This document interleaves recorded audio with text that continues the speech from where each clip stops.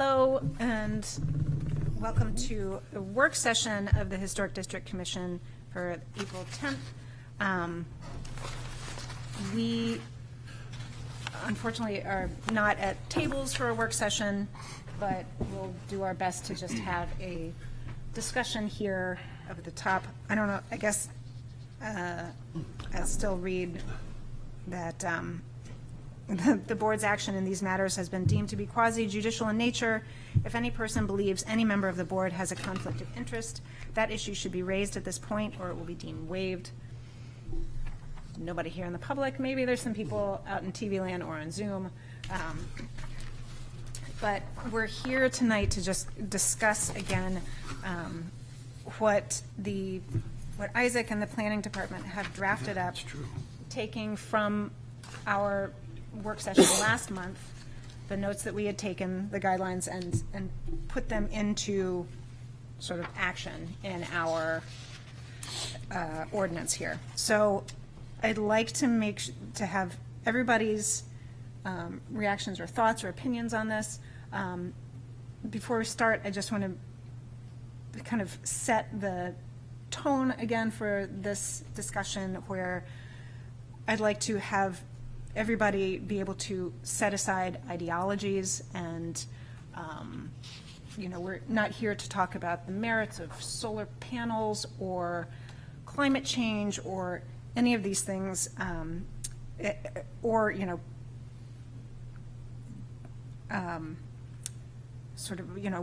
kind of got attention of two sides here. We've got sort of the preservationist historic district, and we've got the climate needs, and we're going to work together to have a meeting in the middle of those two things. So to set aside the ideologies, to be able to listen to each other fully, not interrupt, and have just a very civil discussion, and then focus on what we have in front of us. These are the details that we need to talk about tonight. So, and this is something that we are bringing, is our recommendation to bring back to the City Council as to how we are addressing the issue of making clear how we can help the public or applicants, whether they be homeowners or developers, business owners, to be able to understand where we can help with the application of solar panels in the historic district in an appropriate way, and make it clear. Obviously, our guidelines are not very clear at this point. They're not very long. And so that has led to some confusion in past applications.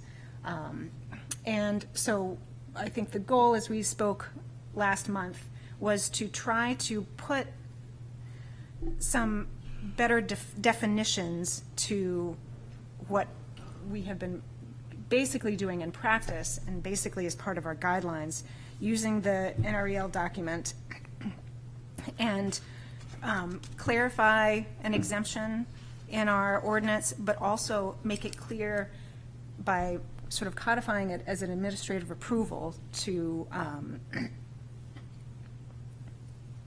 make an application easier to come through, and make these sort of guidelines easier so that an applicant knows what to expect, knows what they need to do.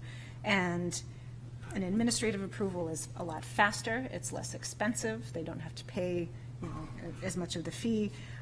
It should be a lot easier working with the planning department.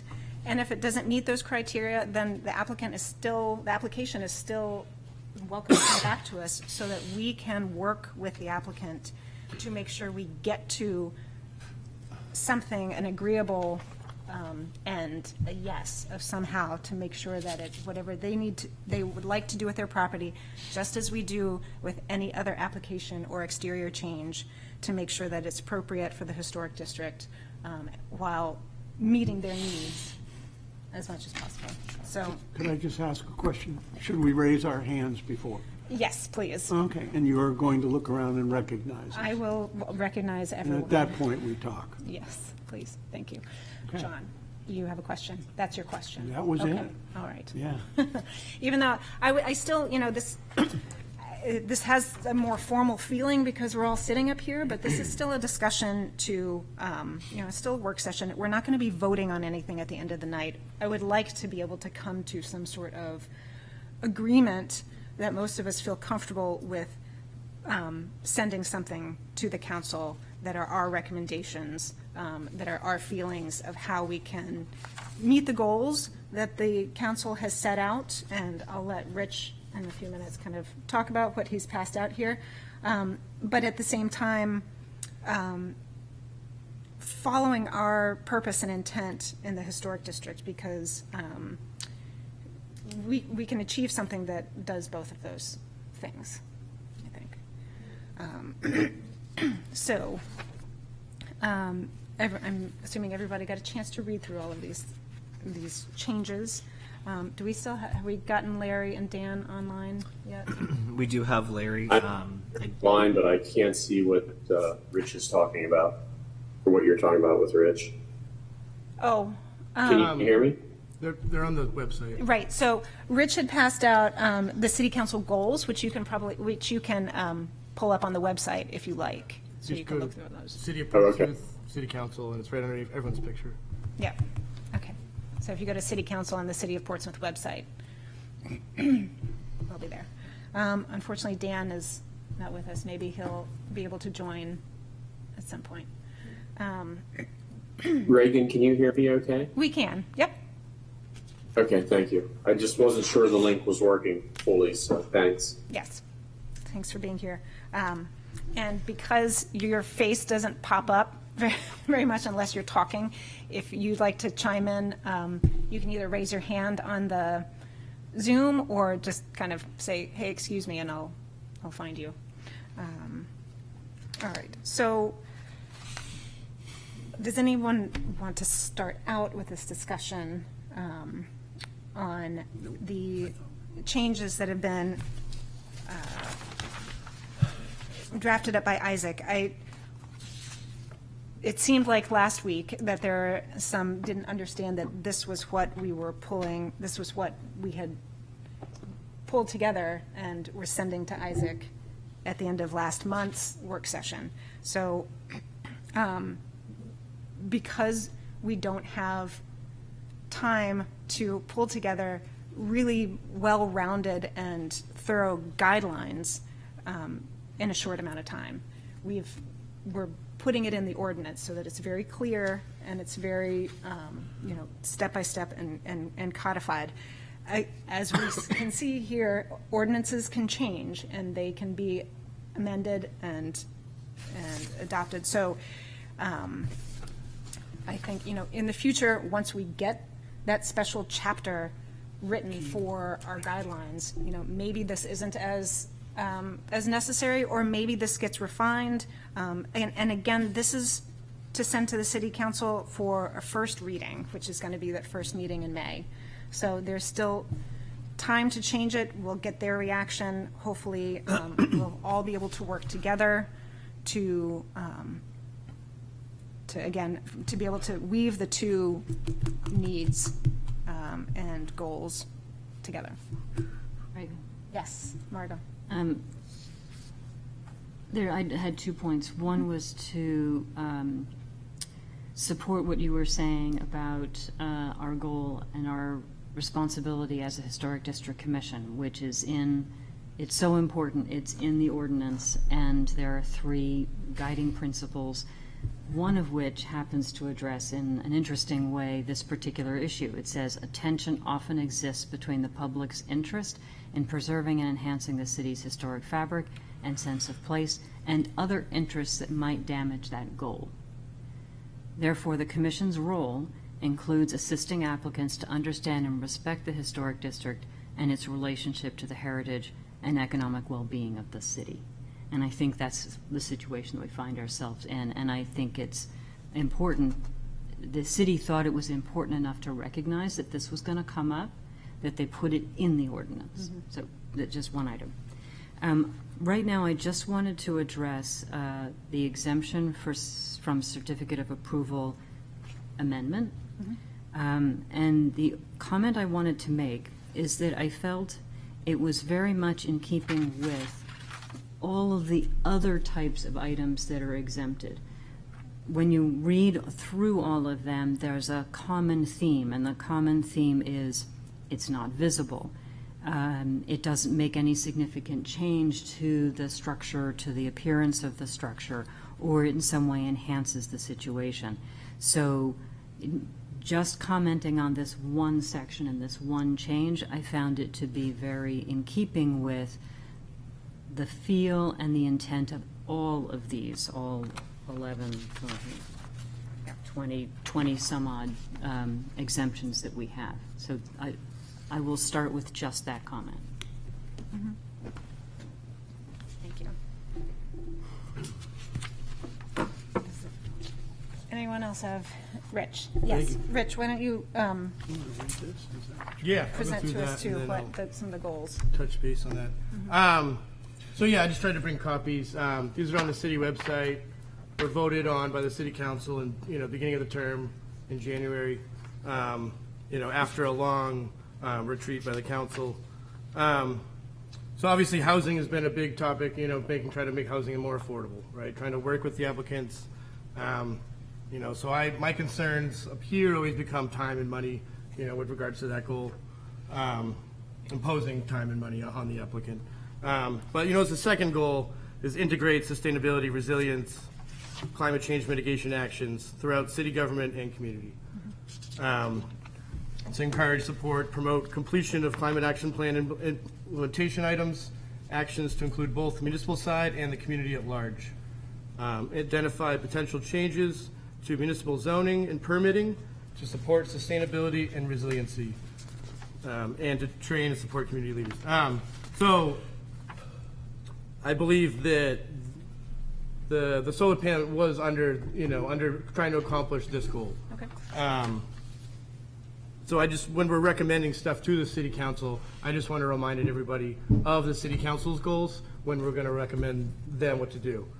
As far as the amendment that was presented last week at the end of the meeting, so my big issue was at the meeting before that, we had talked about visible from the public way, and I thought we had all kind of agreed that there wasn't many roofs that weren't visible from the public way. Once you incorporate, view from the water, now we got drones taking pictures and making postcards, and Drones don't count. so, Sorry. but for me, that was not going to exclude many roofs. There wasn't going to be many roofs that were going to fall into that category. So it seemed like, okay, yes, now it's in the ordinance, but for me, it wasn't changing anything just because someone's always going to argue that roof is visible. Even like we had the application on Richmond Street, for example, that is on the top of a hill. You really can't see it. And we still made the applicant move their panels back. We still costed them money and made them go through the whole application process, and for me, that was a perfect example of what a change it needs to make. It needs to happen. So I guess I'll stop there for now. Well, and that, sorry. Oh, sure. Larry, go ahead. Yeah, I was trying the hand raising. Yes. No, I agree 100% with what Margot said. I think there's a fundamental difference here that this is now being incorporated into language for administrative approvals. And that's huge. And I think that's something that was missed at our last meeting by a couple people.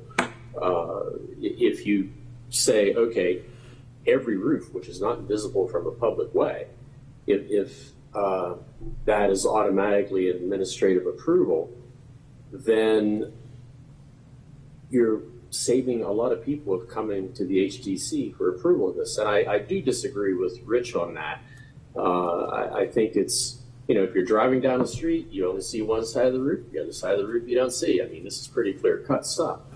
I strongly agree with what Margot said, and I think it does fit in line language with the other exemptions. So I think that first section that Isaac drafted saves a lot of people a lot of headache. And I think perhaps that's maybe what we're talking about. All right. Thanks, Larry. Martin? I'm sorry, but I got to disagree with you about, especially the Richmond application. I asked for the panel to be moved back, and the architect said, no problem. It didn't change much of the application. And the application wasn't just simply a solar application. It was other items. So, yeah, I want to correct you there because that's not accurate. So my sense is, I like the language I see here. This is a huge move. For me personally, it's a huge move, because if it were up to me, and I were looking at this from a purely preservationist view, I would think no panel should be ever in the historic district at all, because of the nature of the panel. But I understand people want them. I understand that people believe that they make a difference. And so I got to honor that. And I'm here ready to work with this process. I think this is a huge concession, and I'd be willing to get behind this. So I don't like the language, but I can swallow hard and accept it. And so that's my take on what I'm seeing with these proposed changes.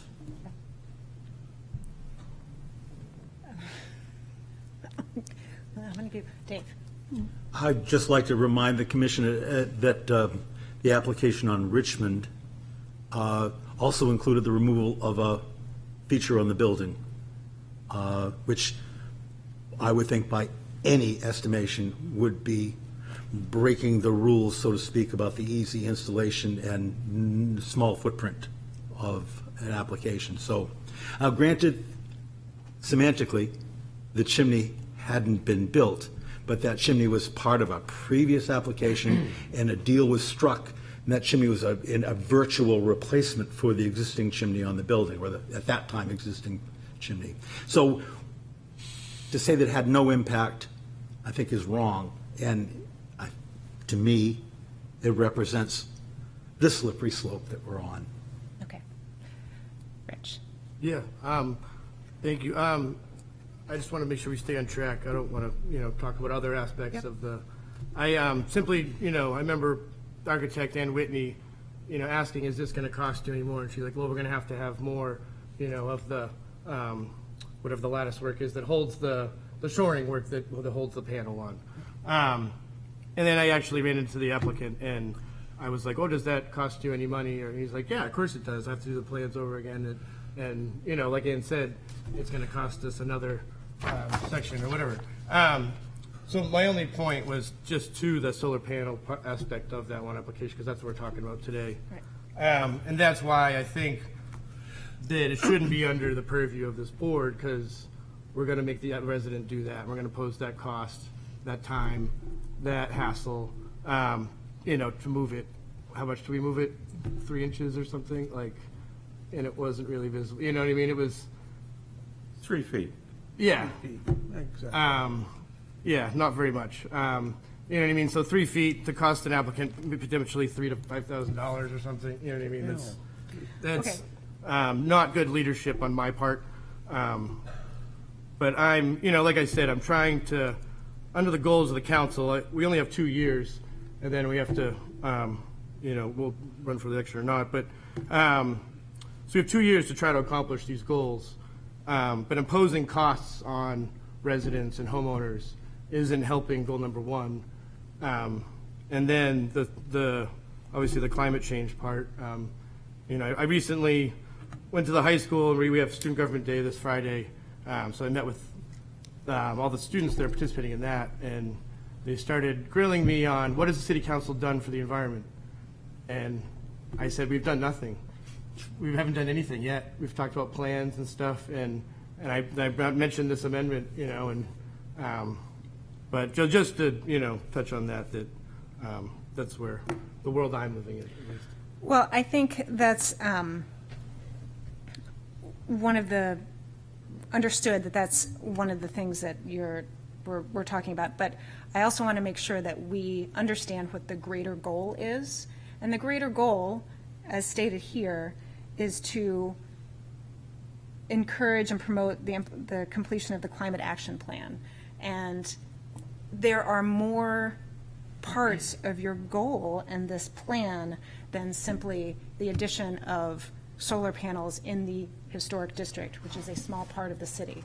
There are more goals, right? I think it's a broad goal. And so I think, what we're trying to do is actually help to reach, what we're trying to do here is the first step in trying to reach that as part of our historic district, purview and guidelines. It's,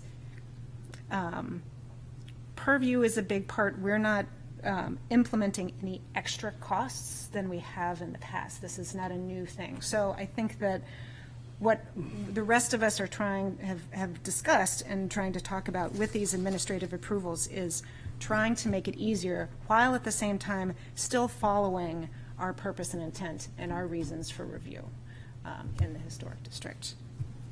John? Yes, if any of you remember Mayor McCachran's inaugural speech, he laid down his plans for the 2 years. Rich has touched on that, but besides the housing, he had his climate action plan. He mentioned that a number of times very strongly. Now, as part of the climate action plan, I can only presume that this vote that the city is looking at is something that a majority, or seemingly, maybe not a majority, but the council wants to take up. Ever since 15 or 20 years ago, I have heard the word sustainability mentioned so often in council meetings and on plans and on policies. And you'll all remember when I did bring in the city's policy statement from March of 2018. And they did also mention solar panels exclusively and, a number of other items that would be helpful as far as the sustainability of the city goes. And you're right, the city hasn't done anything. We're all just looking at the same old. And so that's maybe getting off a little bit, but this integrates sustainability and resilience and climate change mitigation. So this is a small part that solar panels could be playing. Hopefully it's the beginning for the city, okay? Because what I would like to see is I would like to see Portsmouth be more progressive. A lot of us will sit around and pat ourselves on the back and think of how progressive we are as we scrunch up our aluminum cans and throw them into the recycling bin and stuff like that. And the reality is we're not. We're not any further, more advanced than any factory city that you might see anywhere on the East Coast anyways.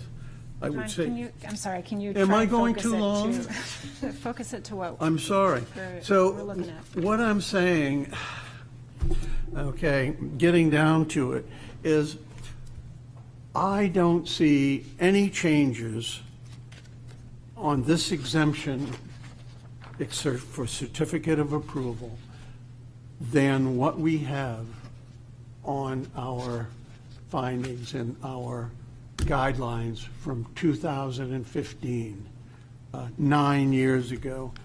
Essentially, it says the same thing. That is, it can't be, as long as it's not visible from a public way.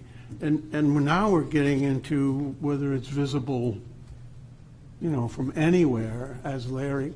Well, I've heard that. Anyways, I don't see any changes in this versus our guidelines. That's it. Okay, sorry. I'm sorry, Dave. I apologize. Please. I understood our instructions for this evening as having to do with the proposal that we're facing here, not conversations about climate change. Correct. Are we allowed to talk about climate change, or are we not? I would like to keep it focused on our amendments, the draft tonight. It'd be great if you could. Thank you.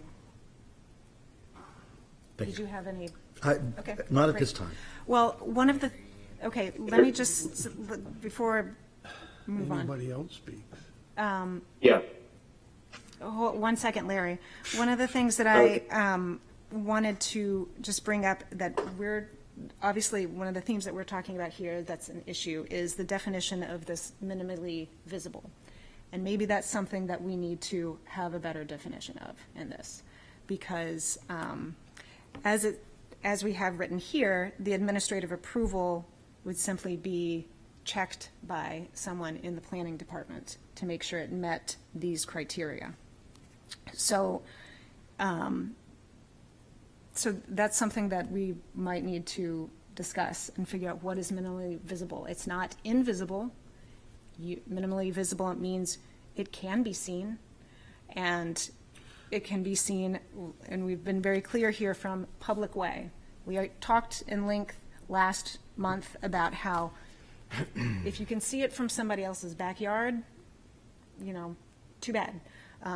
We, have plenty of other roof appurtenances. We have all sorts of equipment. We're looking at, the same thing that we're doing with the heat pumps and the conduits. We review that. We make sure that from the public way, those things are at least screened and hidden, so that they don't have any sort of effect on the character of the house or the surroundings. So I don't know if anyone has any thoughts, or maybe we need to look into this sort of definition of minimally visible. Yeah, Rich. Thanks. I'm sorry, Rich, I made Larry wait. Yeah. Let me get Larry first. Go ahead, Larry. Hi, can you hear me? Yep. Yeah, I was just, I'm just going to say this. I feel like two of us are sitting here playing politics, and it's not about politics, it's about approving language. If you look at any street in town that runs east-west, it's just a simple math of the situation. Half the roofs face north, half the roofs face south. And by the nature of Isaac's language, which is perfect, he's saying half the roofs are excluded from review because a south-facing roof, it's not visible, is removed from review by the HDC. So that alone is a cost savings. And to go down the road and say, oh, we're not saving people money, or to go down the road and say, oh, this isn't a change, this is a huge change. It's not the change that two of us may want, saying we're going to let them everywhere. Okay? That's not what the planning board said. The HDC does have a function, unless the council chooses to remove it. But the simple fact of the matter is, if you're removing 50% of current applications from review by nature of the fact that that roof is not visible, that's a huge change. That's a huge cost savings for people. And to say it's not, I don't think that's realistic. All I have to say. Thank you, Larry. I'd like to try and refrain from getting into personal, sides here and trying to call anybody out. So, Rich, go ahead. So I just get worried with the debating the visible from the public way. We've seen that with a lot of applications. We saw that with Newcastle Ave. We've seen it with a couple other ones, Richmond Ave. So I just feel like that's going to be too hard to define. I think it would be more productive if we focused on what the roof is made of. Go from that sort of aspect. We've talked about irrevocable changes, and a slate and cedar roof, applying solar panels to those would be an irrevocable change. So I think that's the fight we should probably focus on, preserving those, the view of those roofs and the view of those materials. But the view of asphalt shingles, to preserve the view of asphalt shingles and not allow someone to put solar panels on, even though they want to, I don't think, you know what I mean? That's what we want to get very far away from. That's what I think would be more appealing, yeah. Margot? Easier to define. I'm concerned about reducing this to a question of what we're looking at in terms of roof material. What about the whole building, the effect of the solar panels on the view of the entire building? When we make a judgment about somebody changing a window or somebody removing something from the building, we don't just look at the small section that is affected, we look at the effect on the entire building. So to say that we're only looking at what a solar panel does to the roof material just doesn't seem consistent to me. Martin? Let me address the sustainability goals of the city. I think that's wonderful. I think it's fantastic. It's great. I mean, who can disagree with that? So you have all these opportunities to improve the sustainability of the city, and we have city buildings outside the district. We have the police station here with a flat roof. We have city Point of order. vehicles. Point of order. We have public works. So, Let me finish, please. Martin, okay, but let's try and pertain it to what we're looking at here. I got to make these I know. points. He's got a I mean, they're point. broader points. We can't just sort of pigeonhole it into a little portion here. I'm just saying we have city vehicles that we can improve the energy efficiency of. We have city property where we could put solar panels, fields of solar panels. What do we focus on? The historic district. The little bit of historic district, our precious heritage, we're focused on that? Seriously? We're going to allow wide open, no purview I'm of sorry, solar I'm sorry. panels. This is No, not, so, this look, is, this has to be said. this is, I'm sorry, this is a point of order here. I understand the arguments, and you have a point, that's all great, this is all fine, what you're saying, it's just not pertaining to what we need to focus on tonight. If I'm responding to Commissioner Blaylock saying this is why we're here, and I'm saying, great, let's do this, let's do it right.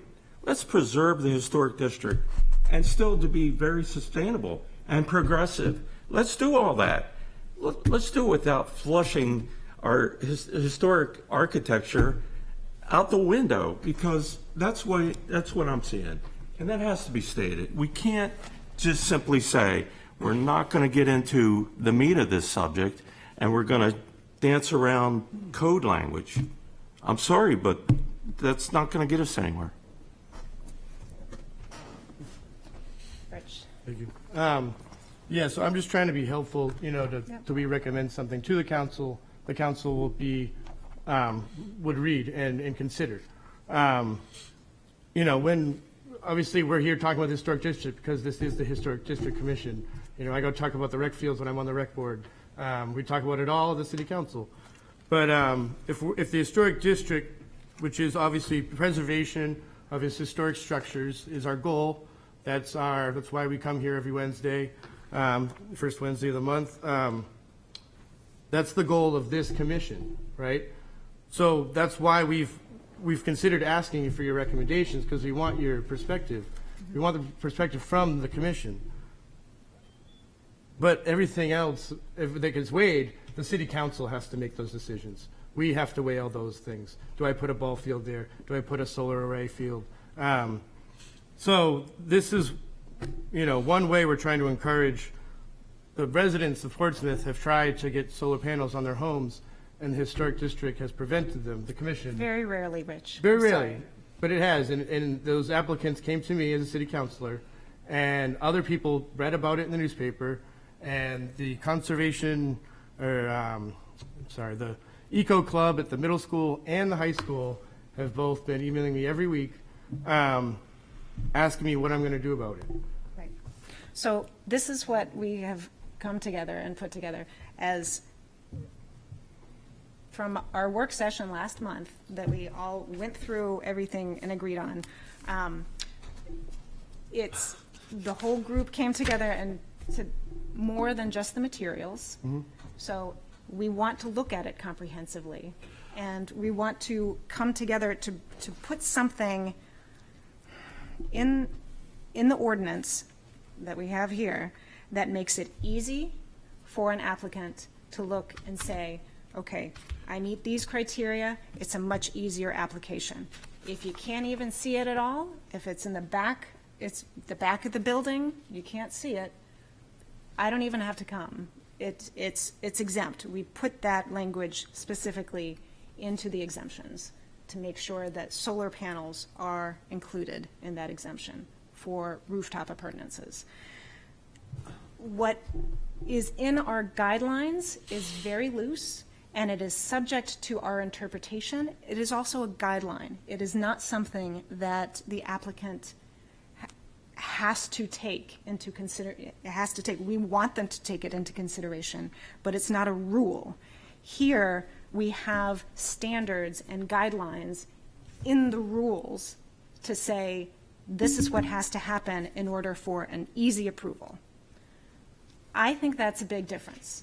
I think that's a big change, because it puts it into a rule. If that's not enough, if the city council sees that we haven't tried hard enough to make some sort of a compromise here, to look at the needs of, energy efficiency, climate resiliency, and the needs of the historic district, those two things can meet and come together, and this is our first step to try and make that happen. One ideology shouldn't trump the other.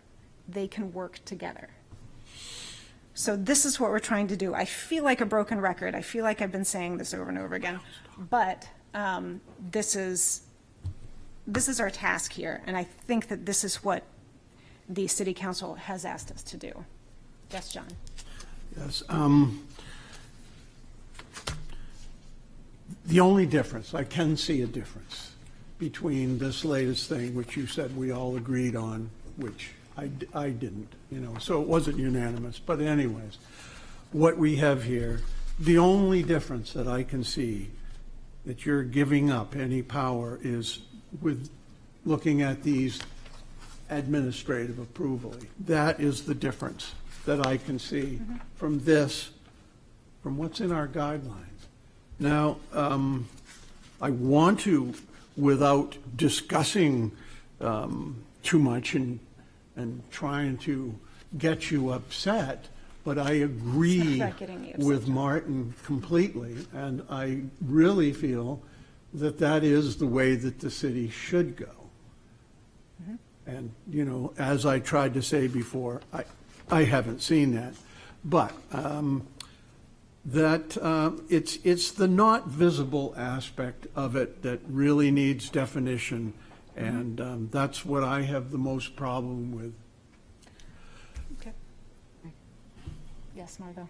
So I would be very happy to have a discussion and define not visible. But the first point I'd like to make is that I disagree with John's statement that this is not a change, because, not to name names, but for example, the Newcastle Ave application, Yes. which we were trying to work with the applicant to come up with a solution, and eventually it was withdrawn before we had the chance to come to that.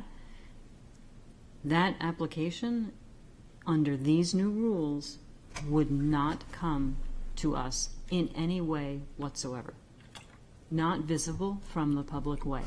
So that, to me, is a huge change. If you're wondering why or you're saying that this is not representative of a change, there is one example where it's 100% a big change for that particular applicant. If I could just get a very short in here, is that actually the road that goes beside and up over the hill is a public way. That's where I think your question about how to define visible comes in. Okay, all right, thank you. Yes. I think, Sorry. just don't Go ahead, interject, Larry. I think Reagan really hit the nail on the head. Which way did this guy anyway? You know, with what you were talking about, Reagan. I mean, I couldn't add another word. But I would say this, and I think this is something to keep in mind. Perhaps what we have is not necessarily what everybody wants, but is it something that everybody can live with? And then that defines the starting goal. Thank you, Larry. Sorry, Rich, go ahead. No worries. Yeah, I thought the Newcastle one was a public hearing because of that side road, because it was deemed visible from public way, and that's why we. We didn't have any administrative approval. Right. set in Okay. place We didn't for have that, that So right it here. wouldn't, Right, it was right. going to have to come to us anyway at that point. But yeah, I remember, you know, but it could be argued that it was visible from public way. So, you know, that's one of the examples in my head where the definition of visible from public way becomes an issue. Well, do we need to change the language so that it's the rear of the building?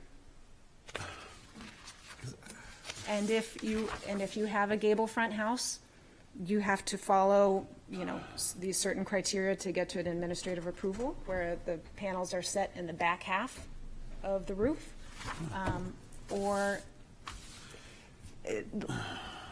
These are really hard to define, because as we do with every single application, we look at it on its own merits. Every building is different. Every building faces a different way, has a different massing, roof setup, any of these things. So, to make this so that it's an easier and more understandable way to approve solar panels in an appropriate manner, there's going to have to be some sort of a loose definition. We can try as best as we can, but every building is going to be different and every property is going to be different, which is what makes this so complicated. I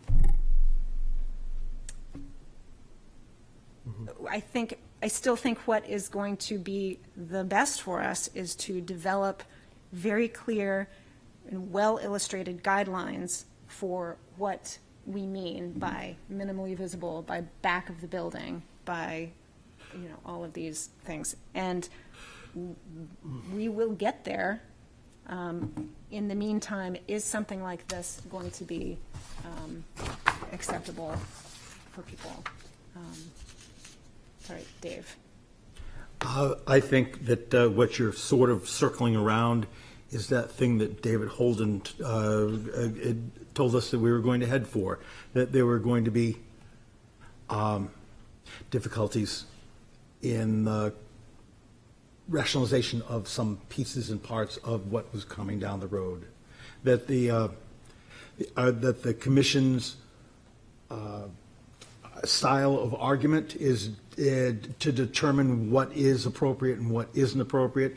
It's not, and not to say that it's easier, but it's not like going to the planning board where they're wondering if it's 26 or 27% of lot coverage. Right. There's no metric or that can be applied to these things other than the practiced judgment of a group of people that are trying their hardest to do. But to say that that's going to be solved by putting the decision process on Isaac or his people, or the goodwill of the applicants to understand the complexities of what we feel like we deal with every Wednesday, every first Wednesday of every month.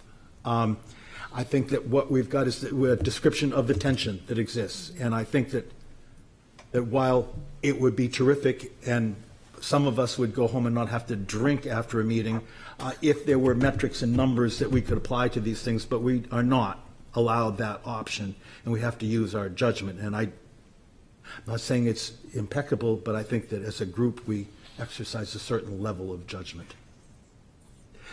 In case you're wondering why this seems so hard.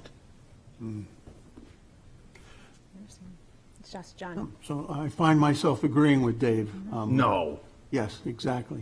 So now I've agreed with Martin and Dave. When the future becomes the present, I think maybe is what Dave Holden was trying to say. And something else that Dave had said on Newcastle Avenue, which I don't see discussed here, I would like to see, put into this somehow or another, even though in general I might not be in agreement, but if this goes through and gets given to the planning board, I would like to see there was some discussion about the manner of the placement of the panels. And, David had a comment about the way that the panels were placed and didn't like the way that they were put on. So I think that that should be included somehow or another in this discussion. Thank you. No, agreed, and that's, number 2 of the second administrative approval section talks about the placement of solar panels, associated structures and conduit lines, not Yes. causing damage, but that might be a good location to also say, the placement should be regular or That's a good way of putting it, orderly regular, or something. yeah, logical. Right. Yes, Martin? I'd just like to say, part of the reason this is so frustrating is because we keep conceding and we keep hearing, not enough, not enough. So why don't we try this a different way? Why don't you guys write the language and see if we can get behind it? I think that, like I said, nobody's going to get exactly what they want out of this. And we all are going to have to find compromise, and I think that we started to get there last month at our work session when we talked at length through this long list of the recommendations that came through, this other document, and I think came to an agreement on what this language was saying, and the hardest part is just putting it into our ordinance. So I think that we're getting there. We understand, we all know that we need to find some sort of compromise. And again, this has to go, we're going to send this to the planning board to make sure that the language is regular enough for, those who understand ordinance languages. And if not, they'll kick it back to us for some sort of revision. But again, this is a starting point, and if this is acceptable, or if there, I haven't heard anybody say they don't think that this is acceptable, full stop. So I'm hoping, I know it's not. I haven't said that, but Nobody said that. I know that it's not ideal for most of us. Either it doesn't go far enough or it goes too far. But if this is something that we can say, this is our draft, and present it to the city council to say, this is what we've come up with, to try and to achieve some sort of compromise here, to try and be able to start to achieve and satisfy both goals, and see what the city council says. We're bringing it to the first meeting in May for the first reading. There are 3 more readings after that. There's plenty of time to revise and change, add, subtract, figure out what the definition of minimally visible or any of these other sticking points might be. What do we think about that? Margot? So, I personally like the way it's written right now. I think that it's a reasonable, John and Rich. Yeah, can you guys, thanks. I think we've put in writing a lot of what we've been doing. And that was an important piece that was missing because it wasn't in writing. Applicants, architects, contractors couldn't plan in advance for it, which then resulted in them having to make changes and incurring more costs. We're eliminating that. We are eliminating the need to pay for a public hearing by giving guidelines that are very clear for the admin approval route, where somebody, when they're planning a project, can look at those and say, aha, if I do it this way, I can avoid a public hearing. If I really want to do it this way and I want to pay for the public hearing, that's my choice. So people have the option. I don't see anything in what's been codified that wasn't pretty much what we were doing anyway. I think that the way it's written right now, if we just take some real-life examples, South Street, you have a building that is aligned so that the front of the house and the front of the roof are right on South Street. They can't put it on the front, but they don't have any roads on the side because they've got neighbors. They can put it in the back. It can't be seen from the public way. They go straight to go. If they're on the corner with another side street and the code officer walks around the corner and it's sitting there on a side gable and it can clearly be seen, that's a no. If they walk around the corner, it's a no not for for the administrative approval. yeah, but it can come to the administrative approval. So I think we've laid out 3 different routes for people. One is you just go, no problem. The other side is it's completely visible. It involves a lot of alterations to the building, any number of things. You can still come to the HDC and you can still talk with us and you can still ask and we can make suggestions and it can be a process just like a lot of our other questions about chimneys and windows and additions all go through that process. And then there's the middle ground that doesn't cost you anything other than time, but lays out for you a very clear parameters that you can try to fit yourself into, and that we then take a look at and say, yes, it fits the parameters, no, it doesn't fit the parameters, or maybe if we just make a few changes, it fits the parameters. I think we've covered all of that. And as somebody who's being asked not to be a city councilor and not to solve climate change, I'm a member of the Historic District Commission. My goals, my rules, what I was tasked to do as a member of this commission is here in this ordinance, and this is what I'm supposed to be doing. Because this is like the judge's orders when you're on a jury. It doesn't matter what your personal feelings are. These are your instructions. And what we're doing here with this ordinance is we're making those instructions clearer, both for the applicant and for the commission. Is it perfect? Probably not yet. But I really like where we're going. Thank you, Margaret. Rich? Thank you. Yeah, I just think it's important, the orders were to recommend this, make recommendations to the city council. So it's important to know who we're talking to. For this, the visible public way, I completely understand how it would work. It's just too restrictive for me to agree upon. Anyone that have a roof that isn't front facing, I don't think they should have to come before us.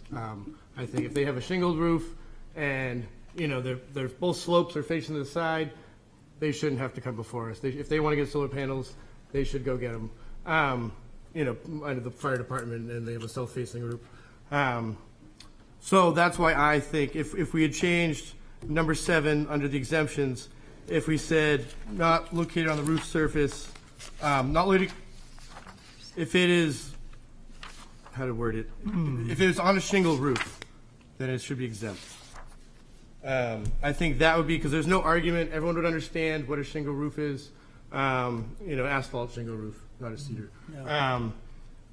The visible part is going to be everyone's perception. Everyone's going to have a different perception. If if we have different staff here, they're gonna have a different perception. 10 years from now, it would be completely different people up here, they could have a different perception. So that's why I don't love the visible part. I totally understand how it would work, and thank you, Margot, I completely understand. But for me, it still doesn't help any of the residents that have roofs that face both sides or don't have a defined back roof. We're not helping them. So for me, this is too restrictive because it doesn't allow that. Dave? I have, if you don't mind me, I pass this to you. This is, downloaded this from the New Hampshire Sustainable Energy Association. It lists pretty succinctly 10, or no, less than 10 things, not the least of which is in response to disjointed solar or panel arrays. Much better word than my means of speaking, where I say fell off the back of a truck. Thank you very much. But I think it accomplishes about the same thing. It also talks about the idea of being visible from a public way. It does not at all delve with who gets to determine what that is. Just like shingle is, to me, a pretty definitive word, public way is also a pretty definitive word. I'd have to go into your backyard is what I think. But anyway, if just to pass that along, that's from a state organization, and that actually has the word is sustainable in their ID. I would think, to me, that that's reasonable place to start the conversation. Mm-hmm. This is their, You've probably already seen it. but- well, these are the guidelines from the National Renewable Energy Lab. This is the document that we talked about last time. So these are the same, these sort of, It's just that one Recommended. step further is having the Yes. letters NH at the top of it also. yes. Yes. And, it's something that is, we can pass this around, I can read it, whatever, but it Why don't you it's read well it? done. Let me get Larry first. Larry wants to speak? Can you hear me right now? Yeah. Can you hear me okay, Yes. Reagan? Yes. Okay, yeah, I had to switch computer devices here, so I want to make sure you could still hear me, so okay, I can hear you. Okay, good. All right, so this is solar collection systems and historic districts. If your community has adopted a historic district, it is possible to provide for regulations that allow for solar collection systems in certain circumstances and still preserve the intent of these regulations. See blah, blah, blah, some code. There are several helpful guidelines for communities confronting this issue, including work from the National Renewable Energy Lab. Some considerations for allowing solar collection systems within New Hampshire historic districts. 1, ground-mounted systems, which we're not going to deal with right now. We're only talking about for new construction and additions. Allow for placement where the location is compatible with the historic building and its setting, and where such installations are integrated into the building materials and design such as they are minimally visible. So I think that's referencing the solar shingles, stuff like that for new construction. Fine. Other considerations: locate solar collection systems on non-historic buildings and additions on the site. Require, to the maximum extent practical, that systems are not visible from public ways. Installations on building surfaces that face public ways should be limited. Locations behind dormers or on rear-facing roof planes should be permitted.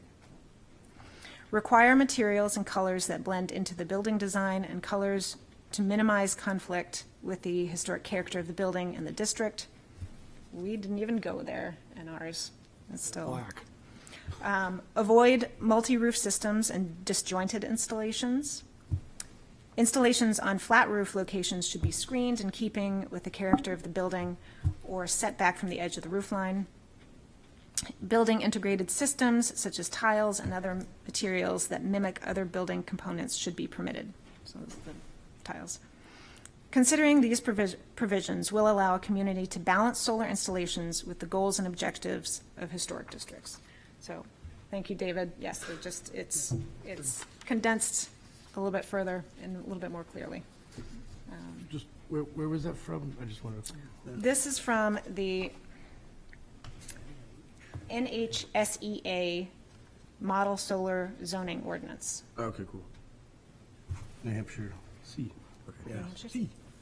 Yes, John?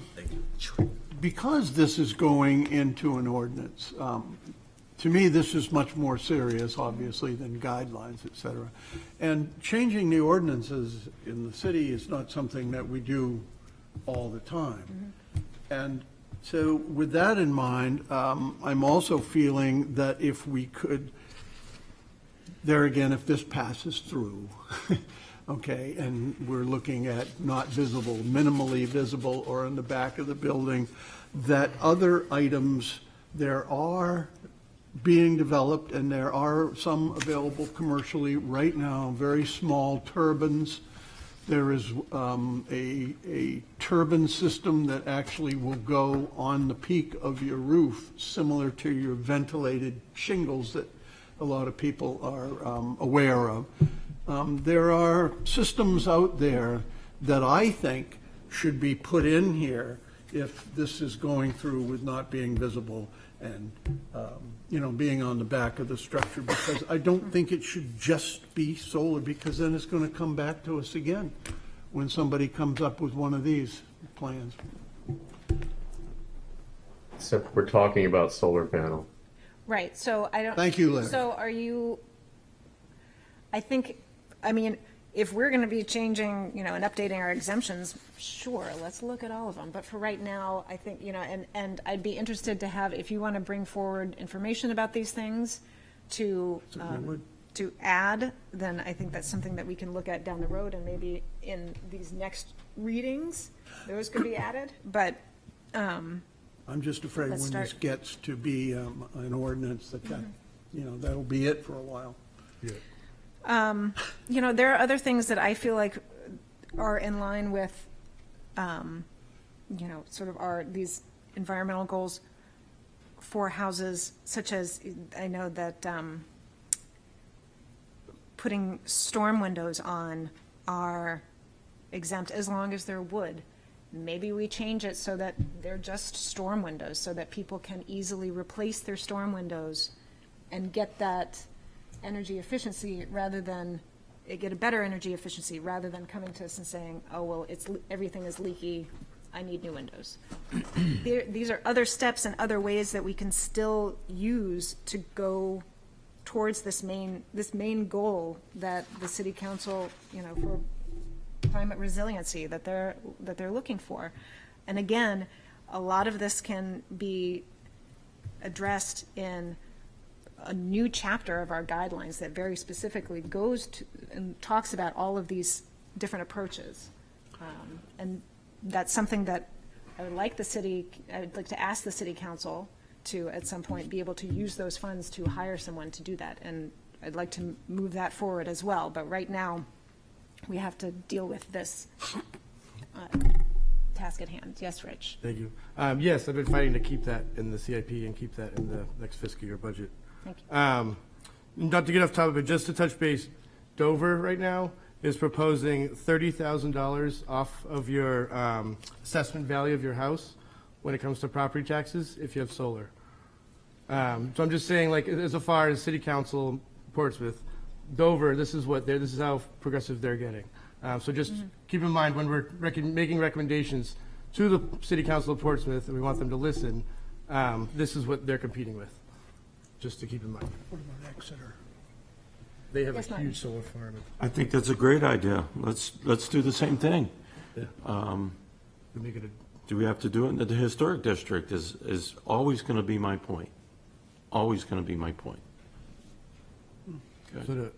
So we might consider a joint motion, but we wouldn't be excluding the historic district, because it wouldn't, if we were going to apply that sort of incentive or discount, we wouldn't be excluding certain members of our community. Right, sure. All right, go ahead, Margot. I was going to try to address the concern about who gets to decide what visible is and people in the future and so on and so forth.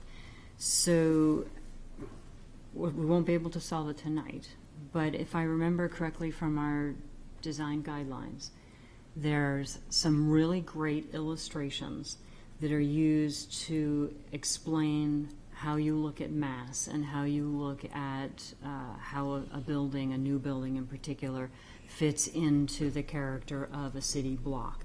And there's some great, literally, illustrations of this.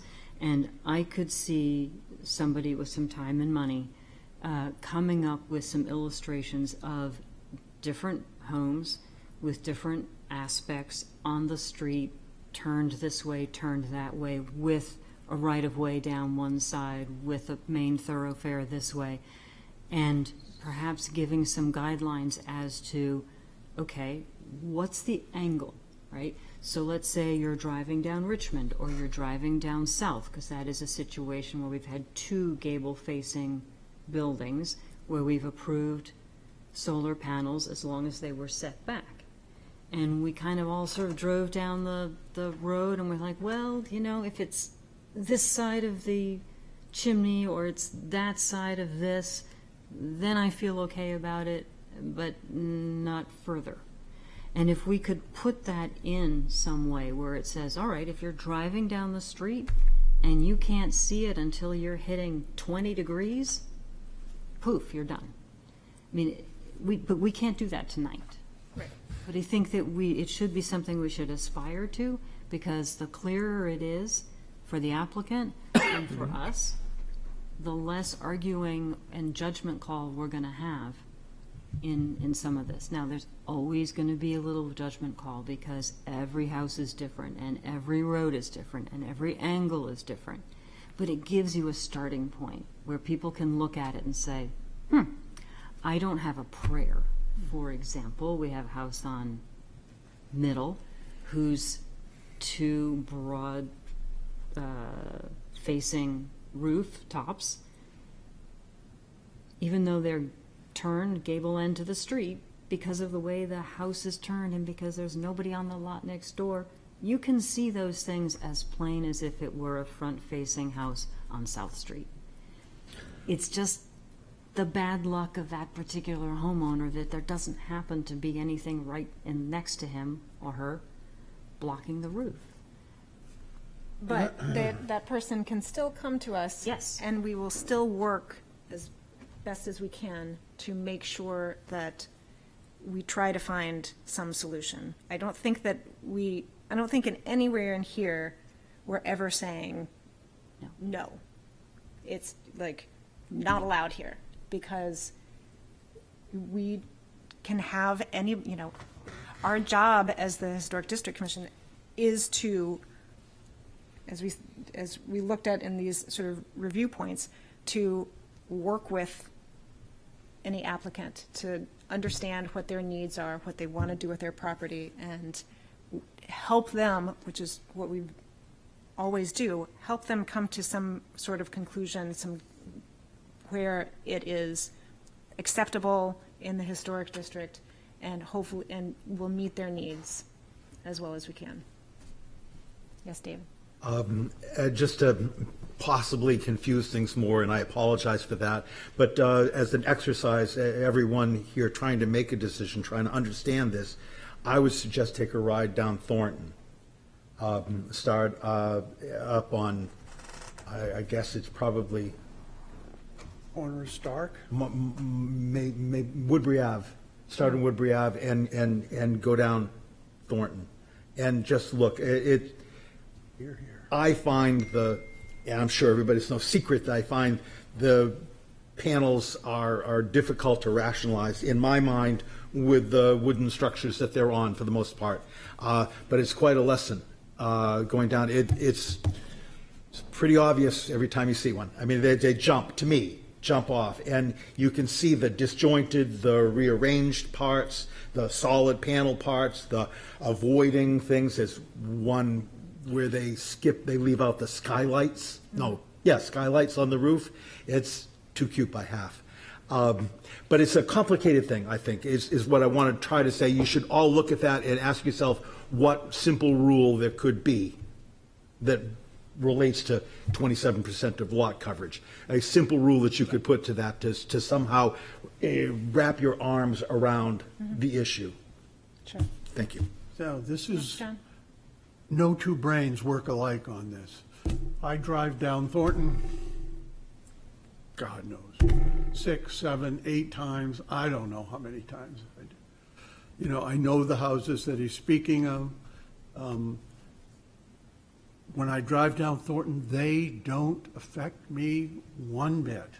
And for that, I'm sorry, but that's just the way that I see it. I just see houses. So essentially what I've been seeing, something that I've had in the back of my mind is, why can't we think of these are historic houses in the year 2025 with solar panels? And in the year 2030, they might not have solar panels. But the future is now, and I think that that's what a lot of us are ignoring. Okay, well, I think that, again, we want to treat these just like we do any other addition, change to the outside of a building. So just like, again, just like we do with heat pumps, just like we do with, a new fence or an addition of some sort. It's a change to the exterior, and it doesn't, as Margot said earlier, it doesn't really matter what we feel, if we like it or not. That goes for any decision we make. It doesn't really matter if we like the application or we like the design. It's how does it meet our criteria for review, our purpose and intent. So, there are plenty of times when I voted for something that I didn't really like. I wouldn't do it on my own property, but that doesn't matter. What matters is that it was appropriate for the historic district. It met our purpose and intent, and it met our mission. So that's, and so even though some of this judgment call for looking at something and whether or not it is appropriate is somewhat subjective, and it depends on what our experience is and our knowledge of historic districts, historic buildings, historic settings. We still have to try as best as we can to have and this is why we say what our purpose and intent is with every decision we make, because we still have to have some sort of grounding in why we're making that decision and how it meets what our standards are. Yes, Rich? Yeah, and why we're having this conversation, I have our purpose and intent and review criteria findings of fact up in front of me, and I'm trying to make sure that our verbiage or any recommendation follows those, and then also meets some of my city council goals. So I look at compatibility of innovative technologies with surrounding properties. I look at assessment or conservation of enhancement of property values. I know if you buy a new house with brand new solar panels, it's worth more than the same house without solar panels. So, so in my mind, we are still accomplishing both. Absolutely, and compatibility is the key word there. That's what yeah. So that's why we're trying to come to some sort of framework where we can say this is compatible. Yep. And this is okay in the historic district. Well, Yes, I Larry. was just going to interject. I think, the language that we have is very similar to the language that New Hampshire document you had read into the meeting notes here. And I think that's a good thing. I think either of those documents are something that probably most of us could go with. And the thing is here, I think, one, are we helping? Yes, we're helping. As Margot clearly defined, a large number of applicants no longer would need to come before the commission. They could start right out with their project, There wouldn't need to be any necessary hearing. There wouldn't need to be a contractor come into the meeting. They could just move forward. For those roofs that unfortunately do not align, yeah, okay, they can still come before the commission and we can help them. And I think the thing is, the key word is help and do no harm. So if, they can still come before and maybe we can find a mutually, one-on-one solution. But we're clearly helping and making a huge cost savings by not requiring significant numbers of people to come before the commission. If you think about, an east-facing roof is not compatible with solar. Neither is a west-facing roof. Neither is a north-facing roof. So if you have a street, which I mentioned, quite a while ago, that, with north and south-facing roofs, we've automatically said, okay, half these people no longer need to address the commission. Go with it, enjoy it. And I think that's a huge cost savings, and I think that's something that perhaps accomplishes what council wanted to begin with. Thanks, Larry. All right, well, should we have some public comment so that we can get a different voice in here for a moment? I like my Hi, good evening. I'm Carrie Votro. I'm a member of Portsmouth Advocates. We're the historic preservation advocacy arm for the Portsmouth Historical Society, which is located at 10 Middle Street. You should visit the exhibit if you haven't been there yet.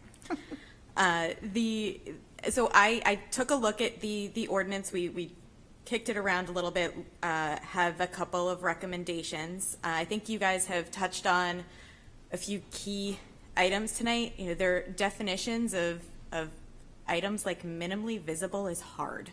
I was going back through trying to get the Austin, Texas ordinance up and the Portland, Oregon ordinance up because they have some nice little diagrams that could be helpful, and I would definitely recommend looking at those. Minimally visible is the consistent language that you're seeing across all of these guidance documents. It's consistent with all of the standards that you're seeing for historic preservation ordinances and larger guidance documents that you're seeing from like the Secretary of the Interior. So that is totally consistent, but I absolutely see the flaw without having a clear definition for what that means. And to the point that there is the City Council has outlined their goals, and one of those aspects of the underneath sustainability was training and supporting community leaders to integrate sustainability, resilience, and climate change mitigation actions throughout city government and the community. That's you guys too. So I think that would be a great opportunity to empower your city staff as you're looking at these administrative approvals and what the appropriate ways to define certain aspects of those approvals will be, is to invest in the proper training for not only your city boards, but for your city staff in how to interpret these new ordinance, the new ordinance language that's going to materialize some way, somehow. So wanted to just make that point because you do wear a very important mantle as members of this commission, and you have a duty to uphold that purpose and intent of the commission. And it's a nuanced challenge that you all live on a daily basis. But to get back to some of these specific comments on the proposed revisions to the ordinance itself, two recommendations for potential exemptions that you could be considering. Spelling it out straightforward, flat roofs with parapets, exempt them. Just get rid of it. It's not going to have any issue. You're not going to see it. It's not going to be an issue. I'd just get rid of that right there. I don't see that would have an effect on historic properties that would be detrimental to the district. Also recommending that you consider an exemption related to age. If a building is newer than 50 years in the historic district, maybe that's an exemption or an administrative approval. So again, thinking about that in ways that you could bolster the exemption opportunities here. Potentially in the administrative approvals section, I had highlighted in track changes, define minimally visible. We've already talked a little bit about that and the need to. Also recommend some of the links to, alteration of character defining architectural features. That's going to need to be bold. That's going to need to be a definition. You're going to need to have something clear there. We've got a such as, but I think it needs to be a little clearer. We also looked at adding another potential administrative approval option, which was roof-mounted solar energy systems mounted on secondary structures. So talking about your garages, talking about, your barns, your accessory buildings, that could be an administrative approval as an option. As long as, you're empowering your city staff to be able to make those decisions easily and in a way that you're all confident with, and you can move forward and make it a quick and easy decision. I was noting the need for some definition about or reference to slate and wood shingle roofs too. I think that you've brought it up a little bit tonight. I think you need to look at that as something that should be stated in here. Like we see that this is a challenge. Slate and wood shingle roofs are not appropriate necessarily applications for the panel. So I do think that needs to make its way in here some way, somehow. Those were the initial comments that we had with what this is. Overall, you are consistent with, the language that I'm seeing, but your role as reviewers of some solar panel installations, I still think is critical to move forward. So I really hope that we can come up with a way that does not result in the HDC losing all purview over solar panels. So let's be mindful and open to how can we make the process easier, what low-hanging fruit and not so low-hanging fruit. Getting into the other stuff, can we exempt? So I've outlined a couple of other potential exemptions and other administrative approvals that I think will, I hope, and I'll continue to be here for the 3 readings, but that will help you hold on to that, because I do think you need to go a little further than what we're seeing right here in order to give you more solid footing when you go to the city council to say that you have truly looked at all of these alternatives and here's our best effort. So thank you. Thanks, Carrie. Yeah. Does anybody have any questions for Carrie? No, but- While she's here. John. I just wanted to say thank you for bringing up exemptions for flat roof buildings. I'll just make a little comment. We see so much modern machinery on top of flat roofs now, and that the solar panels are nothing up there, and so why are they even, included in this? I think in general, it was probably understood that they're not visible, so they're exempt. But I think that spelling it out. Spelling it out, yeah, Is fine. right, because, low-hanging fruit, you make a good point. Give the city council something.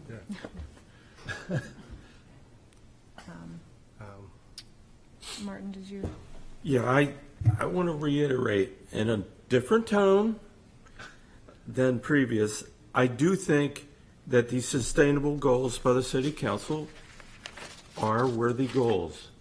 I just feel, and Carrie, I work with Carrie at the shipyard, and there's a lot of work that we do with solar panels and other LEED certified buildings and things like that.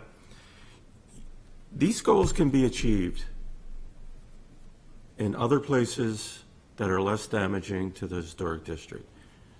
I would love to see a study that said, how many solar panels could you put on the high school, New Franklin, some of the schools that would, what's the comparison for the houses that would have solar panels in the historic district versus these public buildings outside the district?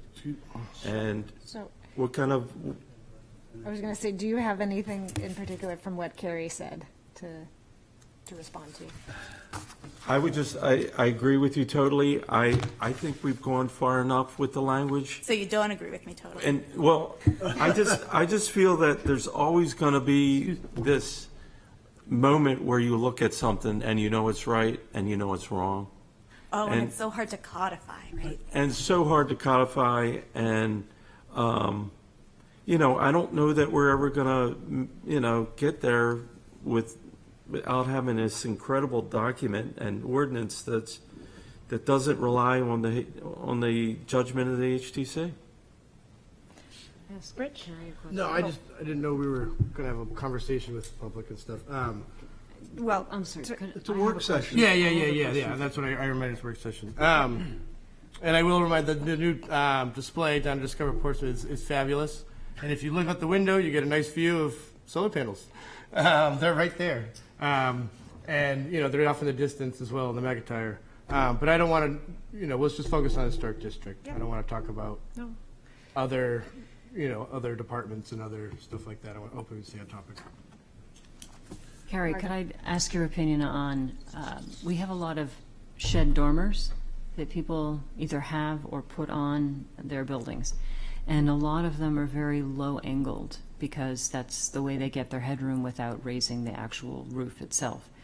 Any position on that sort of installation, if it's up on a second or third floor, if it's a low slope roof, I think it would certainly allow you more latitude. I would have to do a little bit more. I'd have to do a little bit more research to see what other organizations are doing, but I think that you could probably make that part of the administrative approval process and I think that even goes back to the NREL sort of when it's obscured by a dormer or something like that. We could even look at that as an option to potentially modify that language so that if it's not going to be visible, very visible, I would ever imagine, if it was a shed roof dormer. I think, so without further preparation, Your initial thought, just thank you. initial thought is there's an opportunity to install solar without adversely affecting character of a building in the historic district. And with regard to an accessory building, would you have a different opinion based on the location of the accessory building? For example, somebody might have a detached garage that is way in the back of a property versus one that is right almost flush with the main building. And I had thought a little bit about, do we talk about setbacks? And then I thought that might be going too far. It may just be cleaner and clearer to say, you know, an accessory structure like a garage. And I don't think that it would matter in that location. I think that you could absolutely put that in. You should be able to put that in with an administrative approval. Okay. And I don't know if you're familiar with Eric Spear's house on Mount Vernon Street, which is a 1960s, 50s ranch, which he did a major renovation to. And we allowed solar panels that face the street. I mean, those are, Mount Vernon is a one-way side street, true, but it is very visible from the public way. And part of that thinking is that it was in keeping with the age and the style of the house. But if that same situation were located on Middle and were surrounded by buildings that dated from, 1790, 1820, does that change your feeling about it? Is it just the age of the structure, or is it also the Or the structure around context? it? The context. Context is important. I don't know that it necessarily would matter about what this technology was available in the 60s, so therefore it would be appropriate. Context it is an incredibly important portion, but I want to look back at what your ordinance specifically says with respect to setting. What does the ordinance and what do your guidelines say? As long as the installation of those solar panels is not going to dramatically affect the character of those surrounding buildings, like, for example, a National Historic Landmark like the Warner House or Moffett Ladd or any of those other facilities, I think that you can still successfully demonstrate that the historic district has evolved over time and that there are changes that have occurred and that it's still evolving, right? So I think that you could still have a compatible installation of solar panels, even on a brand new structure, but adjacent to a significant historic resource that's contributing in your district. So I think it can happen, and I don't think that would change my opinion on any of the information that I've presented this evening. But that is an example of something that's very difficult to put into Absolutely. an ordinance and really needs to be reviewed. Thank you. You're welcome. A question for her. Okay, John? So with the accessory buildings idea, I immediately jump into thinking about not the John Paul Jones house, but gosh, I've lost it now. The house on Daniel Street there. The Warner House? The Warner House with their the new new barn. building that they built in the back there. And that building, is an accessory Right. office. And what would your feeling be to see solar panels on one side of the roof of that building? Well, I think you could make it an interpretive discussion. My initial thought would be it'd be great if they face St. John's, but St. John's may have a different opinion, right? So it is a thorny issue, but it's a new structure. Yes. It's based on, conceptually, a structure that used to exist there, but it is new and nobody's saying that it's not. So I think that you could successfully install solar on that facility. Yes, David? Although I think it's got a wood shingle roof. Well, there you go. Yeah. So what you're suggesting from that is that actually examining and interpreting the request is important. It is important, but I think that we also need to look at options for how we can give a little more latitude. So it's always important, and what you do is important. What we all do, being here tonight, is important, but there has to be some give and take, and I think that that's a limited risk. Thank you, Carrie. Could I ask Carrie a Oh, sure, quick question? sure. You've researched other cities, and have you seen any city that has totally dismissed the purview of solar panels by their historic districts? I haven't seen it completely gone in the research that I've done. I think Florida has some state requirements where they say that nobody can do anything that's going to prohibit the installation of renewables. Specifically, I think it's solar. But there hasn't been any, of course, I've been looking for historic district ordinances, right? So I haven't found any that have completely eliminated solar in my Well, research. Let me follow up with this. How does Portsmouth rank amongst the historic districts in our country? And what would this say to eliminate our purview? I mean, in your opinion? I love Portsmouth. I'm here because I love Portsmouth, and I will not rank it in terms of the context of the historic district and the compatibility with other historic districts, but we do have a fantastic collection of architectural resources here, and it is a major draw for the city, from an economic standpoint, and from those who live here and enjoy it and feel it contributes to the sense of place. So it is important that we protect the integrity of that district while still maintaining our responsibilities to be good stewards of the environment as well. So it's a balance that can be struck and has been demonstrated that it can be struck over and over again. Complete removal of solar from the HDC, from the HDC's purview, I would imagine would be greeted with some press. I think that there would likely be some press that would come forward on both sides, right? It will be on both sides, but from the preservation standpoint, it would not be as glowing. It would not be received, in my personal opinion, as the best course of action. I think that the folks would be looking for how can you make the two work together. Thank you. Great. Thank you, Carrie. You're welcome. Appreciate it. Are you going to round it up, or what are we I going to am going to try and round it up here. I've been here for an hour and a half. So I think that Carrie made some great recommendations. I want to see, do we want to add another exemption line for flat roofs with parapets? That seems to already, I think that's a good suggestion. great, because I think that, in my opinion, that was already sort of in number 7, where it's not visible, but we can specifically absolutely call out. Similarly to calling out the solar energy systems, I think we can make that a little bit more clear, just so it helps folks really determine what we're talking about. Happy to do that. Call them up. Okay. Yes, Rich? Yeah, just, I mean, while we were, talking, have the discussion, and thank Carrie, the topic of the, behind the Warner House.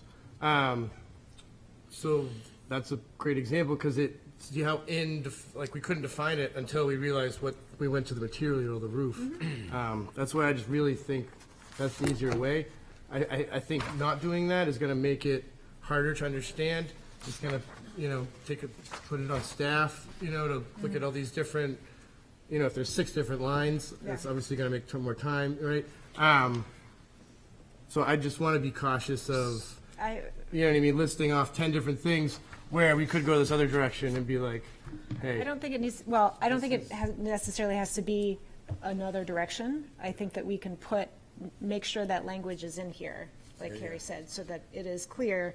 Yeah. My question is, though, it's not an exemption, and it's not an administrative approval, so where does that go into the language to say solar panels should not be added to roofs that have slate or cedar shingles? David? In the section of administrative approvals, if you flip that page over and look at item number 4, it actually addresses that. Yeah, so, or even, we could even do that with item number 2, which sort of starts to define some of the architectural features that we would not want to see damaged or changed in any way. We could maybe somehow include the shingle slate roofs specific language and kind of tie it into that section. That helps to make things more clear for folks. Yeah. Yep. Sure.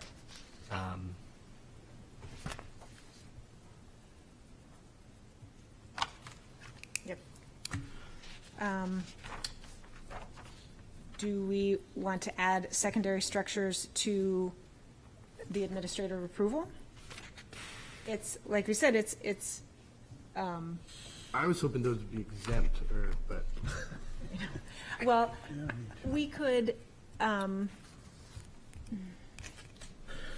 It's in the back, you know what I mean? It's in your backyard. depends, not always. Yeah. Not always. No, And you're so right. that's why, I mean, if you just have a flat, though, secondary structures as administrative approval, Yeah. it still, we'll make sure, it still has to kind of, we give this the final okay to make sure, yes, secondary structure, it's appropriate, it's fine. Yes, Margot? May I suggest, in the interest of time and not trying to solve everything in one night? Margot, could I ask you to pull your microphone? I can't hear you right now. In the interest of time and not trying to solve everything in one night, if we're generally okay with this language, I would suggest that we move forward with it, but in the presentation to City Council, we can list that there are other items that have been brought to our attention, things that we hadn't thought of, things that we want more time to consider, like accessory buildings, like flat, high, very high dormers that you can't even see the top of, that are practically flat. Maybe we can each contribute in an email to Reagan other places that have occurred to us, or if, as we do more research, we find other places. And Reagan can include that in whatever presentation she makes to City Council, is saying, during the course of this 3-reading process, we might be able to bring up more items that could be considered. David, you had your hand up earlier. I just want to be careful about, doing everything on email. I'd rather have those suggestions be presented at a meeting, you know what I mean? I just want to be very careful about, oh, these 10 suggestions got all emailed to Reagan, and then now this document got formulated where the public did not get a chance to Sure. watch it, or, but you know what I mean? I just, that's all I get worried when We have been. business through email. Yes, no, and we have been told by the legal department very clearly that administrative things can be emailed Yep. back and forth about this. So I feel that if there are any major things, major changes, then obviously we will make sure to bring that up. But I think that small administrative discussions can happen by email. Do you have anything else? Just to throw out, I have Wednesdays free because of sometimes one Wednesday and sometimes two Wednesdays. So I have nothing to do. I can come in any of the next 2 Wednesdays if we wanted to try to handle this stuff amongst the group. Okay. Well, let's see if, I think that there are 2 of the sort of low-hanging fruit here that we can have Isaac put in, such as the flat roof with the parapet as part of the exemption, the number 2 of the administrative approvals will talk about the regular placement of the solar panels, and that it should not happen on slate or wood shingled roofs. And maybe we draft up language for consideration for secondary structures as administrative approval, and we can talk about that. I also want to get some sort of draft, share it with the planning board so that they can review it sooner rather than later, so that that doesn't hold up this process, or, at the last minute, right before we're sending this at the beginning of May, they say, oh, no, these changes have to be made. So, and we also, sorry, go ahead. Isaac, did you have a? I did just want to say that the planning board meeting for this month has been rescheduled to the 25th. Okay. So if we felt the need that we wanted to come back next Wednesday on the 17th, continue a discussion, go over any changes that have been made, we would still be able to get something, hopefully in time to the planning board, as we want to. I can double check to see the timeline from the 25th in order to get something onto the May 6th City Council agenda before I say that that's something we can absolutely do. But just please keep that in the back of your mind that I'll check on that tomorrow and I'll see what the feasibility of that is. And I can send that out in an email. That way, if we do feel that way, we can secure an additional meeting time. Very good. I just know I have a rec board meeting next Wednesday at 6:30. Oh, wow. So, yeah. Okay. I won't be able to make it. But I could possibly make it. I think that really time is of the essence. My understanding. And my understanding is first reading of an ordinance. From that point on, that ordinance is in place from that first reading. So it's not something we can come back in June and say, geez, we want to change this. Just Just to clarify John's point, it would start over again, so it would start over at first reading again. So it would keep resetting if you do change it. Okay. So we've done that on the city council level. But yeah, no changes can be made at second reading, I believe. Right, so they can only be made at first reading, and then you can move on to second reading. But if you make any changes, you got to go back for the first reading. Okay. All right. Yeah, hard to get. Okay, so Isaac's going to draft up a few changes to this. 4? And we'll email it out to everyone for review and potentially get together next Wednesday. What about if we do 6 or even 5:30? I got to check. I don't know if I have a Little League game Right. too, so I might be like doing that dance. Honestly, I'm comfortable with you guys meeting, and I can, email staff and you my thoughts on the amendment changes. I mean, because at this point, I you know what I mean. I want to be part of the discussion, but I don't know how I think you guys know kind of my thoughts at this point. Yeah. And is that an option to email in an opinion as opposed to coming to this meeting? I always, if I want to email the chair, I'll email staff and the chair. Yeah. And then that way, it is, yeah. Safe, And- so to speak. And Isaac will send his comments out to everyone, all the rest of us. If you want us to, we could even talk about it at our meeting, just so that it's made public. Any other issues or questions, or is this, I just want to be clear that for my next step forward, everybody is understanding and is okay with this. Larry? I'm fine. Okay. I think what Isaac did a week ago was perfect, and I think the couple little things you've tweaked in it right now sound fine. Okay. Again, I think it's very much in line with the New Hampshire document you read into the record. Yes, okay. So moved? Thank you. So moved. Second? Second. All in favor? Aye. Good night. Thank you. Hell of a job.